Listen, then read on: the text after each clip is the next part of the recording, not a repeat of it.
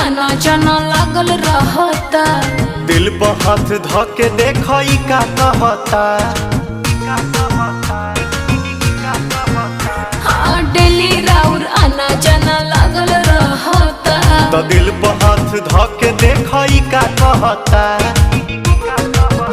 कहाँ थे रात भर सब मुझे है खबर, कौन है जो ये जादू चला रही है। तुमसा कोई प्यारा कोई मासूम नहीं है, तुम जान हो मेरी तुझे मालूम नहीं है। तुमसा कोई प्यारा कोई मासूम नहीं है, तुम जान हो मेरी तुझे मालूम